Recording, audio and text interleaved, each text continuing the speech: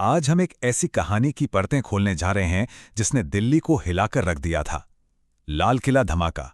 हम source material के आधार पर समझेंगे कि आखिर ये घटना कैसे घटी और इसके मायने क्या थे। तारीख थी 10 नवंबर 2025।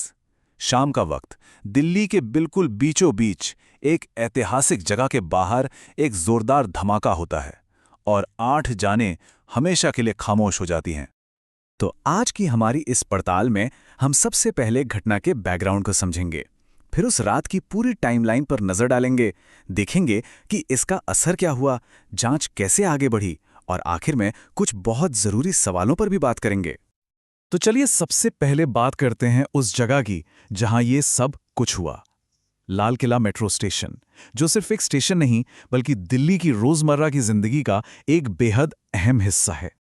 ये धमाका हुआ था चांदनी चौक के पैदल चलने वाले एंट्रेंस के ठीक सामने। अब देखिए, ये इलाका सिर्फ एक बाजार नहीं है, ये तो पुरानी दिल्ली की आत्मा है। सोचिए, किसी भी आम शाम को यहाँ हजारों की भीड़ होती है। कोई खरीदारी कर रहा है, कोई घूमने आया है और कोई बस काम से अपने घर लौट रहा है। सच कहें तो ये दिल्ली की धड़कन है।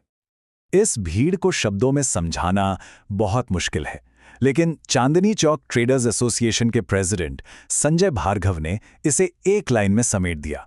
चांदनी चौक का हर इंच भरा रहता है। जरा सोचकर देखिए, धमाके से बस कुछ लम्हे पहले वहां का माहौल कैसा रहा होगा। चलिए अब उस रात की टाइमलाइन पर चलते हैं और देखते हैं कि कैसे सिर्फ कुछ घंटों के अंदर ही हालात पूरी तरह से बदल गए। शाम के 6:52 सुभाष मार्ग पर एक लाल बत्ती पर रुकी हुई हुंडई i20 कार में अचानक एक धमाका होता है। इसके ठीक आधे घंटे बाद 7:28 पर दिल्ली फायर सर्विस को पहली ऑफिशियल कॉल मिलती है। रात 8:11 तक एनएसजी यानी नेशनल सिक्योरिटी गार्ड के कमांडो मौके पर पहुंच जाते हैं और 9:44 पे एनआईए यानी नेशनल इन्वेस्टिगेशन एजेंसी की टीम वहां पहुंचती है। अब जरा इस पर गौर कीजिए। शाम को जो एक कार ब्लास्ट जैसा लग रहा था, वो 3 घंटे से भी कम समय में एक नेशनल सिक्योरिटी का मामला बन गया। ये बताता है कि अधिकारी इसे कितनी गंभीरता से ले रहे थे। लेकिन आंकड़ों और टाइमलाइन से कहीं ज्यादा इस धमाके का असली दर्द तो इंसानी कहानियों में छिपा है। आइए देखते हैं कि उस वक्त जमीन पर असल में क्या हो रहा था। 2 लोगों के बयान से उस पल की पूरी तस्वीर साफ हो जाती है। एक चश्मदीद मोहसिन अली कहते हैं, ये एक जोरदार धमाका था। भगदड़ के बीच में देख नहीं सका कि कितने लोग घायल हुए थे।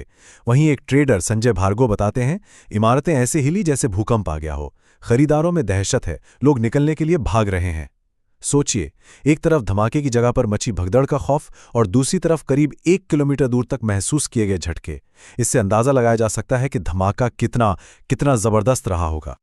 और ऐसी त्रासदियों में कुछ कहानियां हमेशा के लिए रह जाती हैं, जैसे अमर कटारिया की कहानी। 35 साल के एक फार्मासिस्ट, वो मेट्रो स्टेशन के गेट नंबर 1 से अंदर जा ही रहे थे कि तभी धमाका हुआ। उनके सिर में चोटें आईं। उनके परिवार को तो पता भी नहीं चलता, लेकिन एक अजनबी ने उन्हें अस्पताल पहुंचाया और फिर उनके परिवार को खबर दी।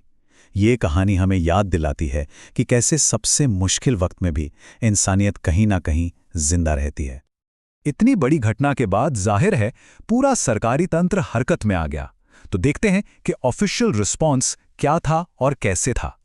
देखिए, किसी भी ऐसी घटना के बाद एक स्टैंडर्ड प्रोटोकॉल फॉलो किया जाता है। सबसे पहला कदम पूरे सीन को कॉर्डन ऑफ करना यानी घेर लेना, फिर फोरेंसिक एक्सपर्ट्स को तैनात करना, इसके बाद हाई अलर्ट जारी किया जाता है और फिर एनआईए जैसी स्पेशलाइज्ड एजेंसियों को मोबिलाइज किया जाता है। ये सिर्फ एक प्रक्रिया नहीं है, ये दिखाता है कि कोई भी सबूत मिटने ना पाए और जांच को कितनी गंभीरता से लिया जा रहा है।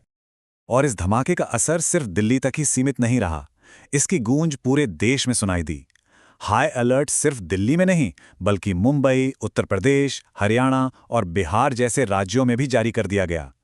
ये साफ इशारा था कि एजेंसियां किसी बड़ी साजिश की आशंका से इनकार नहीं कर रही थीं। उस वक्त के गृह मंत्री अमित शाह का एक बयान उस समय की अनिश्चितता को बिल्कुल साफ कर देता है। उन्होंने कहा, किसी भी संभावना से इनकार नहीं किया जा रहा है।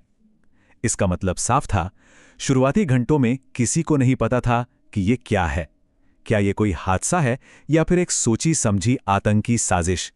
तो अब तक हमने घटना को समझा, लेकिन इस पूरे विश्लेषण से कुछ बहुत बड़े सवाल भी खड़े होते हैं और ये सवाल हमारी आज की चर्चा के लिए बहुत ज़रूरी हैं।